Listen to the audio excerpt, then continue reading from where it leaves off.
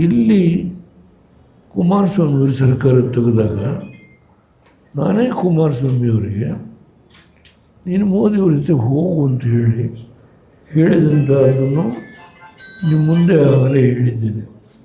ನೀನು ಹೊಸತೇನಿಲ್ಲ. ಅದರಿಂದ ನಮ್ಮ ಸಂಬಂಧ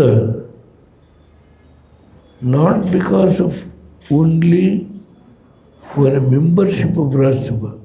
ಅದರಿಂದ ನನ್ನ ಅವರ ಸಂಬಂಧ ಕೇವಲ ಒಂದು ರಾಜ್ಯಸಭಾ ಸೀಟ್ಗೋಸ್ಕರ ಅಲ್ಲ, ಅದು ವೈಯಕ್ತಿಕವಾಗಿ ನಾನು ಅವ್ರ ಜೊತೆ ನಿಕಟವಾದ ಸಂಬಂಧವನ್ನು ಬೆಳೆಸ್ಕೊಂಡು ಬಂದಿದ್ದೇನೆ.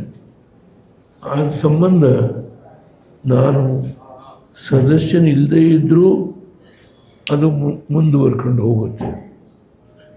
ಕೇವಲ ರಾಜ್ಯಸಭಾ ಸದಸ್ಯ ಸ್ಥಾನದಿಂದ ನಮ್ಮ ಸಂಬಂಧ ಇತ್ತು, ಇಲ್ಲಿ ಮುಗಿದೋಯ್ತು ಅನ್ನೋ ಪ್ರಶ್ನೆ ಇಲ್ಲ.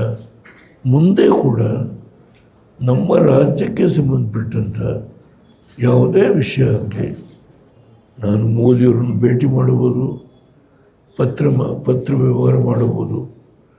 ನಾನು ನನ್ನ ನಿಕಟವಾದ ಸಂಬಂಧವನ್ನು ನನ್ನ ಜೀವನದ ಕೊನೆಯ ಘಟ್ಟದವರೆಗೂ ಅದನ್ನು ಮುಂದುವರಿಸ್ಕೊಂಡು ಹೋಗ್ತೇನೆ. ಅದರಲ್ಲಿ ಯಾವ ವ್ಯತ್ಯಾಸ ಇಲ್ಲ.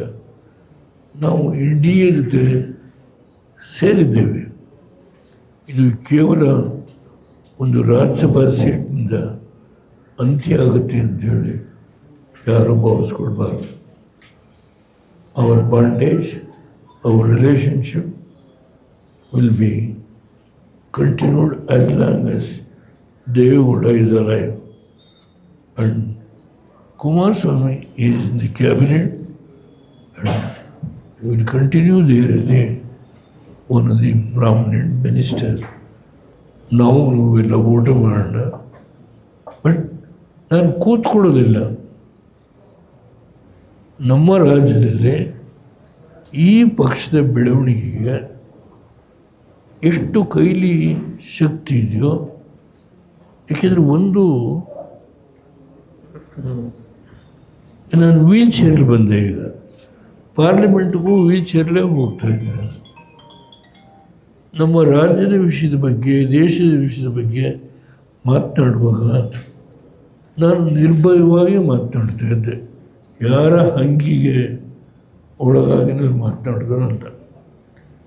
ಇಲ್ಲಿ ನಮ್ಮ ಪಕ್ಷದ ಬೆಳವಣಿಗೆಗೆ ನಾವು ಇಂಡಿಯಾದಲ್ಲಿ ಇದ್ದೇವೆ, ಆದರೆ ಪಕ್ಷನೂ ಸಂಘಟನೆ ಮಾಡಬೇಕಲ್ಲ. ಇಲ್ಲಿ ತಿಪ್ಪೇಸ್ವಾಮಿಯವರಿದ್ದಾರೆ, 5 ಕಾರ್ಪೊರೇಷನ್ ಮಾಡಿದ್ದಾರೆ, ಅದಕ್ಕೆ ಒಬ್ಬೊಬ್ಬರನ್ನು ಮುಖ್ಯಸ್ಥರು ಮಾಡಿದ್ದಾರೆ. ಅದರ ಮೇಲ್ವಿಚಾರಣೆಗೆ ರಮೇಶ್ ಗೌಡ್ರನ್ನು ಮಾಡಿದ್ದಾರೆ.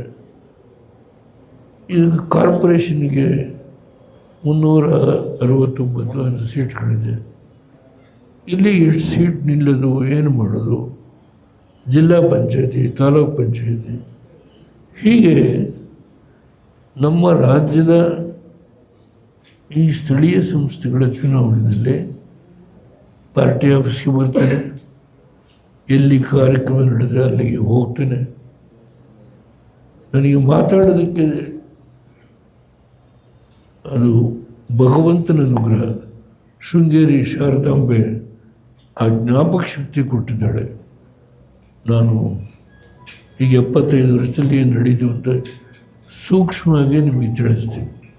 ಅದರಿಂದ ನಾನೇನು ಕೆಲಸ ಮಾಡ್ಕೊಂಡು ಬಂದಿದ್ದೇನೆ, ಆ ಕೆಲಸದ ವಿಷಯದಲ್ಲಿ ಎಲ್ಲಿ ನನ್ನ ಪ್ರವೇಶ ಅವಶ್ಯಕತೆ ಇದೆಯೋ ಆ ಹಂತದಲ್ಲಿ ನಾನು ರಾಜ್ಯಕ್ಕೆ ಒಳ್ಳೆಯದಾಗೋ ಹಿನ್ನೆಲೆಯಿಂದ, ದೇಶಕ್ಕೆ ಒಳ್ಳೆಯದಾಗೋ ಹಿನ್ನೆಲೆಯಿಂದ ನನ್ನ ಶಕ್ತಿ ಮೀರಿ ಕೆಲಸ ಮಾಡ್ತೇನೆ.